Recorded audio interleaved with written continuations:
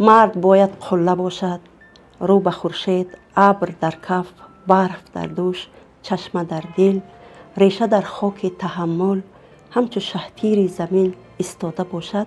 مرد باید قله باشد. در خانه‌ای که مرد نیست چقدر بی سرانجامی هست. رسالت مرد در زندگی البته تامین خاندان است، امنیت فرزندان را به دوش داشتن است و پیش از همه ستون خاندان.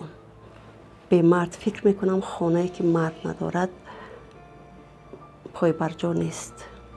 از چیزی ما تنقیصی میکشیم، چیزی به ما نمیرسد. گفتن زن و مردن اساسی زندگانی، ولی مرد اول است و زن ثانی.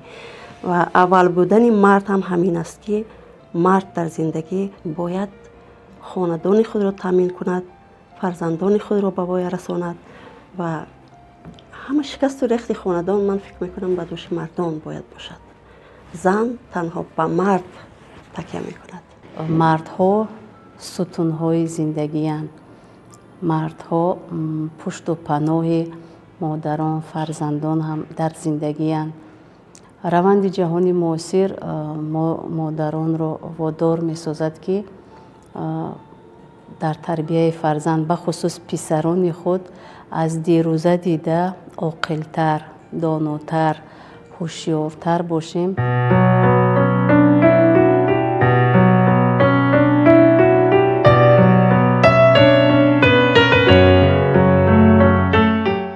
مرد کسی هست که در اون هم وقار است، هم او تکیه‌گاه است، هم دلی بزرگ دارد، جسارت دارد، مهربان است، کسی است که وفادار است. و من شخصا گمان میکنم که با چند مادرم صحبت کردم، مهر پسر برای مادر فرق کننده است. یک پسر برای مادرش همیشه آینده روشن است، همیشه خانه آباد است. یک پسر برای مادرش کسی هست که اون مادر دیگر با داشتن یک پسر خار نمی شود، زاری کسی نمی شود. و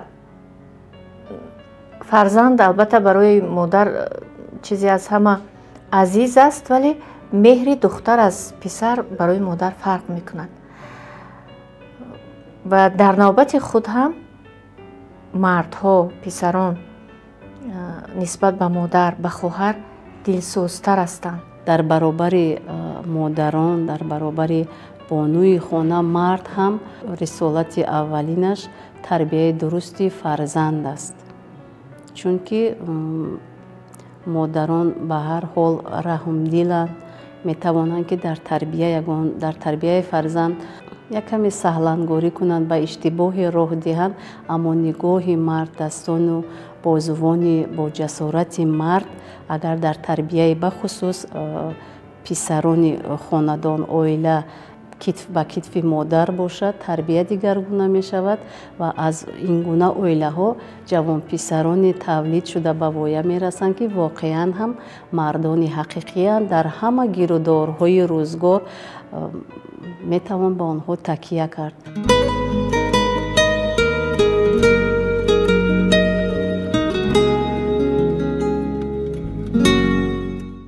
نه تنها در روزگار، در آبادی جامعه، در امنیت و آرامی وطن و عموما قدر نمودن زن در زندگی، سخن مرد، بودن مرد، این خودش همه این رسالت زندگی سازی را به یک نظام میارد.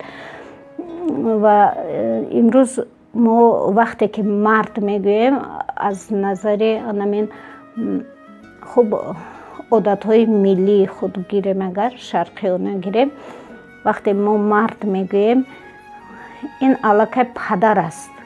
مرد سرول پدر است، پدر یک خانواده است، مردی بزرگی تکیه‌دار یک عائله است. وقتی که مرد هم همین رسالت هایی که به دوشش دارد به انجام میرساند. گمان میکنم او سربلند است و او قابل احترام است و واقعا هم نام مردی را سزاوار است. پیشرفت جامعه معاصر، گیرودارهای جهان سیاسی پیچ در پیچ امروز یعنی ما رو وادار می‌سازد که باید در هر یک عائله افسری باشد برای روز مبادا. آرزو میکنیم که همیشه آسمان ما صاف و بی‌غبار باشد، استقلال دولتی ما پاینده و جاویدان باشد. اما باز هم ما باید هیچگاه هوشیاری و زیرکی سیاسی رو از دست ندهیم در تربیه فرزندانی که وطن دوست باشند، میهن دوست باشند و همیشه برای حفظ و حفاظت وطن و ملت و فرهنگ و تمدن خویش همیشه در صف پیش باشند. یک مرد یعنی هم مادرش رو، هم خواهرش رو، هم همسرش رو و هم دخترش رو دوست می‌دارد، احتیاط می‌کند، اونها رو از هر جهت محافظت می‌کند. پس این گپی اندک نیست مرد بودن. ما از مردان بزرگ ملت خود افتخار داریم و من در سیمای هر یک مرد هم ملتم، پدران، برادران گمان میکنم که اینها نامبردار ننگ و ناموس ملتند. ما باید مردان را احترام کنیم، احتیاط کنیم و عرض سپاس نماییم. فرزند به دنیا می آید، من فکر میکنم عامل‌های زیادی تربیت هستند که تا فرزند یعنی جسور و دلیر و وطن دوست به وای رسد. و این البته که سهم هم پدر و هم مادر زیاد است. در تربیت پسر من فکر میکنم سر اول سهم پدران زیاد است، زیرا پسران بیشتر به پدر تکیه میکنند و از پدر عبرت میگیرند، و پدر را تکرار میکنند. اگر پدر از روزهای اول فرزندش را در کنارش بگیرد و از هویت ملی، از وطن و وطنداری، از یعنی جسارت و متانت حرف زند، فکر میکنم فرزند همین گونه به وای میرسد. وقتی که مرد محبت خود را نثار همسرش میکند، در نوبت خود او موفق میشود در همه جوده. زیاد مشاهده کردم که مردها تا آنی که صاحب همسر میشوند، تا آنی که عائله بنیاد میکنند، یک مرد تا همون زمان هر گاهی که به خانه میآید اوچم کو میگوید، سراغ مادر میکند و از همون روزی که خب صاحب همسر میشود و سپس فرزنددار میشود، اولین سخن یا عباره‌ای که از در میدرآید اوچت کو میگوید. من گمان میکنم که خانه‌ای که مرد است، جامعه‌ای که مرد مقام معین دارد، این جامعه نظام خود را دارد. وقتی که اگر در یک خود عائله بگیریم، وقتی که سخن مرد سخن است، اندیشه مرد قبول است، نظام این خانه، تربیه فرزندان، روزگارداری، عموما همه پهلوی زندگی یک راه و روش خود را دارد. از این رو من گمان میکنم که مردان واقعا پشت و پناه هستند. عامل دیگری که برای وطن دوست به وای رسیدن فرزندان ما در میان گذاشته شده است، این رسالت تربیت مادر است. وقتی میگویند وطن از گهواره آغاز می شود، همین است که گهواره، وطن، مادر، این همش یک است و در داخل همان گهواره ما باید الکه فرزند خود را در راه وطن دوستی، در راه همدیگر فهمی، در راه هویت ملی، دوست داشتن میهن تربیت کنیم. یعنی چگونه ما باید که با فرزندان خود پیش از همه الکه ما باید از وحدت خود خاندان به اونها حرف زنیم، بعدا از وحدت همان محل، از محبت وطنداری با اونها مثال ها آوریم که چقدر فرزندان این وطن عزیز ما وطن ما رو حمایت کردن، وطن ما رو ساختن، بهر حفظ و بوم وطن عزیزمون یعنی جان سپر کردن، جان باختن.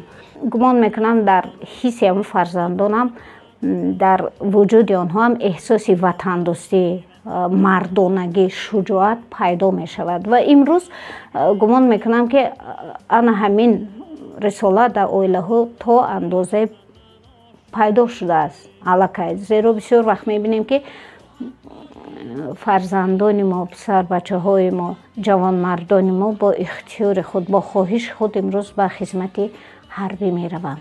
мард як нафаре аст ки хонаро, зиндагиро, рӯзгорро, ҳаёти чанд нафарро бо тамоми ҳастиш бардошт дорад, бо каму костиш. мардҳо аслан гирья намекунанд, вале вақте мард гирья мекунад, он дигар шонашикан аст, он дигар замину замонро меларзонад. шояд мардҳо гирья мекунанд, вале ба дил. ва мард бо он ҷасораташ, бо он виқораш, бо ҳама нотарсию далерияш дар пеши ашки зан баъзан бечора мешавад дар бисёр маврид. хуб ин аз дили меҳрубони ӯ дарак медиҳад. яъне дар маҷмӯъ мард касе ҳаст ки буданаш ифтихор ва зиннату зеби ҳам рӯзгор ва ҳам дунёст. зинда бошанд мардҳои мо. артиш пеш аз ҳама ман гумон мекунам ки артиш он ҷавон писаре ки дар сафи қувваҳои мусаллаҳ ба хизмати модар ватан меравад, аскарбача мешавад ба истилоҳ, пеш аз ҳама ин мактаб мактаби мардонагӣ аст. мактабе ҳаст ки мактаби шуҷоат, мардонагӣ. ин мактабе ҳаст ки бояд, ман гумон мекунам, новобаста аз он ки фарзандони мо, писарони мо дар куҷои таҳсил мекунанд, пайи кадом касбу коре ҳастанд, ман гумон мекунам ки бояд аз ин мактаби мардонагӣ, аз мактаби артиш ҳатман бояд гузаранд. ин муқаддасотро ҳифз кардан бисёр мушкил аст. бубинед чӣ қадар мо бо сахтиҳо, бо ҷонбозиҳо, бо талошҳои яъне як фарзанди миллат, як марди ҷасур, як марди далер, як марди баҳуши тоҷик, сарвари муҳтарами давлатамон Эмомалӣ Раҳмон, мо ин давлатро чӣ гуна ба сахтиҳо, чӣ гуна ба заҳматҳо сохтем. вақте ки сохтем, бигзор дигар мо онро вайрон накунем, дигар мо онро ба душман надиҳем. ва ҳамаи ҳамин ба дӯши мардҳо бор аст, ба дӯши фарзандони мо бор аст, ба дӯши насли ҷавон бор аст. орзу мекунам ки ҳама дар ҳамин рӯҳия тарбия ёбанд, ҳуввияти миллиро гум накунанд, ватанашонро дӯст доранд, ин хоку буму ин сарзамини зебое ки инқадар муқаддас аст ва инқадар имрӯз мо озоду обод зиндагӣ мекунем, ҳифз карда тавонанд. василаи аслие ки як ҷавонмард сарбоз мешавад ба хотири модараш аст ва ватанам аз домани модар оғоз мешавад, аз меҳри модар. ҳамон ҷавонмарде ки модари худа дӯст медорад, хоҳари худа эҳтиром мекунад ва дар оянда мехоҳад ки бо як ҳамсари хуб ва дар як хонадон духтарони хуб ба воя расонад, ҳатман ба ҳимояи ватан меравад. дар ин раҳ ӯ ҷони худа дариғ намедорад. ин гапи андак нест. сарбоз касе ҳаст ки ҷони худро дар каф гирифта дар марзу буми ватанро муҳофиз мешавад ва ин муҳофизат пеш аз ҳама муҳофизати модараш, хоҳараш, падараш, бародараш ва дар оянда ҳамсару духтари худаш аст, фарзандони худаш аст. اونا با یک غرور ملی میگوین من آماده هستم که مرز وطنم را حمایت کنم و درون این مرز البته خواهر و برادر و پدر و خاک مقدس وطن است و گمان میکنم که باید ما مادران، پدران، هر یک عائله، هر یک عضو جامعه برای مردان تربیت یافتن فرزندان خود سهمگذار باشیم. روز ارتش ملی رو به جوانمردان حقیقی صدقاً شادباش میگوییم. بگذار ارتش ملی ما پاینده و جاویدان باشد. مردها باید نمیرند. مردها چشم و چراغ روزگارند. مردها در زندگی پروردگارند. مردها باغ و بهارند. مردها باید نمیرند. مردها باید نمیرند.